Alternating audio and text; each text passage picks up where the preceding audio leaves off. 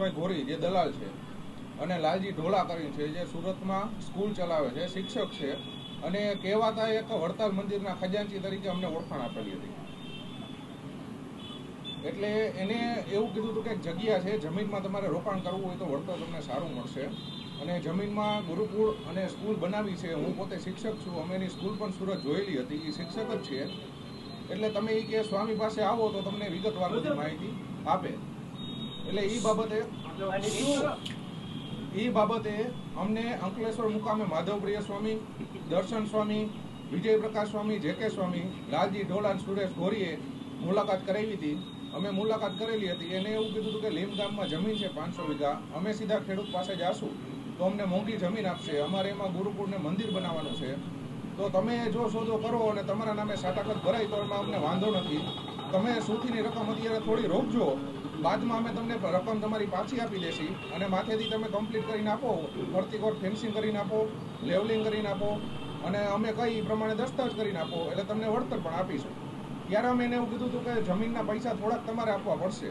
એટલે એને 50 લાખ રૂપિયા પહેલાં રોકેલા હતા. અમે ત્યારે 2.5 કરોડ રૂપિયા રોકેલા હતા. અમારા નામનું સાટાકત થયેલું હતું.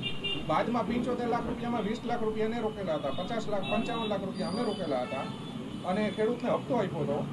પછી અમને દુબઈ પણ લઈ ગયા હતા, ત્યાં દાતાને મળાવ્યા હતા, એના જે કાંઈ દાતા હોય અને મિટિંગ કરાવી હતી અને દાનના પૈસા ત્યાંથી આવવાનું કીધું હતું વડતાલ મંદિરે અને પૈસા ખેડૂતને આપણે દસ્તાવેજ કરાવવાની વાત કરી હતી.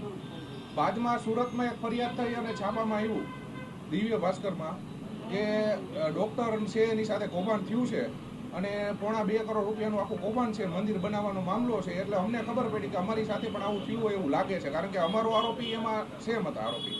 એટલે અમે ડૉક્ટરનો કોન્ટેક્ટ કર્યો સુરત.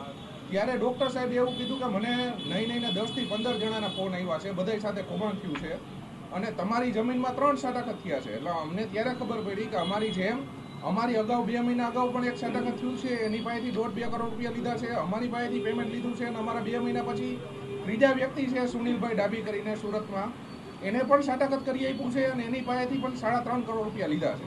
એટલે આ લોકોની મોડસ ઓપરેન્ડી છે. અમે તપાસ બધી કરી, અમને જાણ થઈ, અમને એ ખબર પડી કે આ લોકોની મોડસ ઓપરેન્ડી એવી છે કે એક જમીન રીંજા ગામની જમીન છે, એમાં 10 સાટાકત થયેલા છે.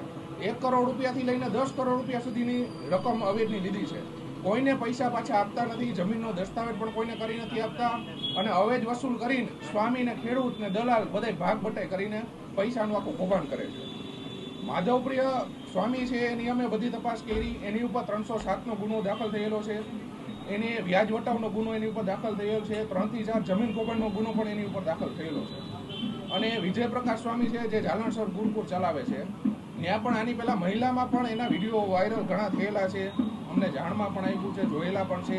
એને માર પણ મારવામાં આની પહેલા જમીન કૌભાંડમાં આવ્યો છે. જેકે સ્વામી છે એની ઉપર અત્યારે નહીં 10 ગુના જમીન કૌભાંડના છે, અત્યારે ચાલુ છે, એ ફરાર છે છેલ્લા 6 મહિનાથી. અને દર્શન સ્વામી છે એની ઉપર 3 થી 4 ગુના ચાલુ છે. અને આ લોકો મોડેસ ઓપરેન્ડીથી સ્વામિનારાયણ ધર્મના બેકગ્રાઉન્ડમાં એને એવું છે કે અમારો ધર્મ અમને સપોર્ટ આપશે, પણ હકીકતે વડતાલ મંદિરેથી કાઢી મૂકેલા સ્વામી છે. આને કોઈ સાચવવાવાળું નથી, આને આગળ પાછળ કોઈ નથી. અને આ લોકો પૈસા બધા ભેગા કરીને એના ભાઈની બાંધકામનું સુરતમાં કામ કરે છે, બધા પૈસા ત્યાં ટ્રાન્સફર કરે છે. અમારી સાથે કેટલાની છેતરપિંડી? અમારી સાથે 3 કરોડ રૂપિયા, 3,04,50,000 રૂપિયાની છેતરપિંડી છે. અને અમારી પહેલા જેનું સાટાકત થયું છે એની સાથે 1.5 કરોડનું છે. અમારા પછી જે સાટાકત થયું છે એની પાસે 3.5 કરોડનું કૌભાંડ છે. અને રીંજા ગામમાં જે કૌભાંડ થયું છે એ સ્વામીઓ જ કરેલું છે, એમાં 1 કરોડ રૂપિયાથી લઈને 10 કરોડ રૂપિયાની અવેજ લીધેલી છે. તમને કઈ ધમકી ખરા આવે છે અત્યારે? ધમકી તો એવી જ આવે કે ટૂંકમાં તમે ફરિયાદ કરો, નકર અમારે રાજકારણી સપોર્ટ બહુ સારા છે ને અમારે નવતમ સ્વામીને કઈ એમ અમે કરે. નવતમ સ્વામીનું નામ બતાવે છે, હકીકતે નવતમ સ્વામી એને મળેલા હોય ન હોય અમને કઈ ખ્યાલ નથી.